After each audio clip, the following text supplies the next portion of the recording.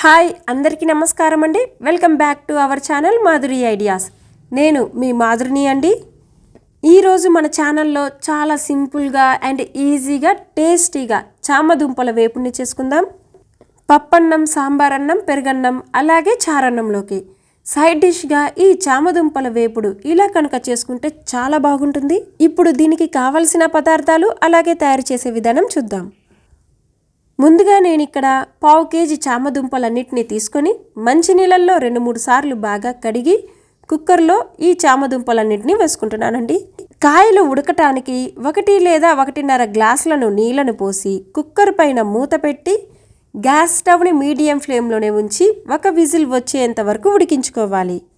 ఈలోపు ఒక గిన్నెలో చిన్న నిమ్మకాయ సైజ్ అంత చింతపండుని వేసుకొని చింతపండు మునిగేలా చిన్న టీ గ్లాస్ నిండుగా నీళ్ళని పోసుకోవాలి. అలాగే మరొక గ్యాస్ స్టవ్ పైన పెట్టి మీడియం ఫ్లేమ్లోనే ఉంచి 2-3 నిమిషాల వరకు మరిగించుకోవాలి.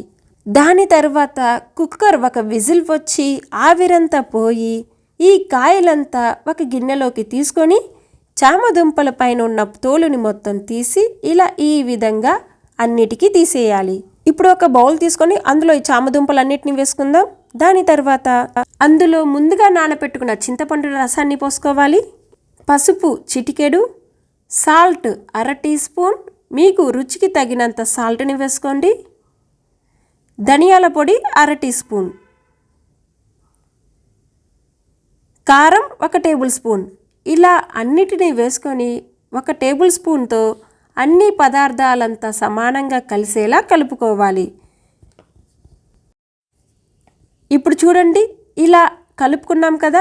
దాని తర్వాత గ్యాస్ స్టవ్ని ఆన్ చేసి ఒక కడాయిని పెట్టి కడాయి లైట్గా వేడెక్కిన తర్వాత అందులో ఆయిల్ 2 టేబుల్ స్పూన్ని పోసుకోవాలి.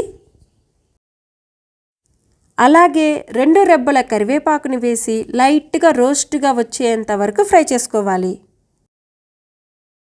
ఇలా ఫ్రై చేసిన తర్వాత మనం ముందుగా కలిపి పెట్టుకున్న చామదుంపలన్నిటినీ వేసుకోవాలి. అలాగే వీటన్నిటిని గరిటెతో బాగా కలుపుకోవాలి. ఇప్పుడు గ్యాస్ స్టవ్ని హై ఫ్లేమ్లో పెట్టకూడదు, ఎందుకంటే త్వరగా అడుగు అనేది అంటుకుంటుంది కనుక మీడియం ఫ్లేమ్లోనే పెట్టి 10 నిమిషాల వరకు కడాయి పైన మూత పెట్టి ఫ్రై చేసుకోవాలి. అలాగే మధ్య మధ్యలో గరిటెతో కలుపుకుంటూ ఉండాలి. ఇలా రోస్ట్గా ఫ్రై చేసుకున్న తర్వాత లాస్ట్ అండ్ ఫైనల్గా కొంచెంగా సన్నగా తరిగిన కొత్తిమీరను కూడా వేసుకొని మరొకసారి బాగా కలిపి మరొక 2 నిమిషాల వరకు ఫ్రై చేసుకోవాలి. దాని తర్వాత గ్యాస్ స్టవ్ని ఆఫ్ చేసేయండి. ఇప్పుడు వీటిని ఒక సర్వింగ్ ప్లేట్లోనికి తీసుకోవడమే. చూస్తేనే చాలా బాగుంది కదా. మీరు కూడా మీ ఇంట్లో ట్రై చేసి మీకు ఎలా వచ్చిందో కామెంట్ సెక్షన్లో తెలియచేయండి. ఈ వీడియో కనుక మీకు నచ్చినట్లయితే లైక్ చేయండి, మీ స్నేహితులకి మరియు బంధువులకి షేర్ చేయండి. అలాగే మన ఛానల్ని మొదటిసారిగా చూస్తున్న వారు సబ్స్క్రైబ్ చేసి పక్కనున్న బెల్ బటన్ని ప్రెస్ చేయండి. మీరిచ్చే ప్రతి లైక్ కూడా నాకు చాలా సంతోషంగా ఉంటుంది. ప్లీజ్ మర్చిపోకుండా లైక్ అనేది చేయండి. మళ్ళీ మీ ముందుకి మరొక మంచి రెసిపీతో కలుసుకుందాం. అంతవరకు సెలవు. Bye bye.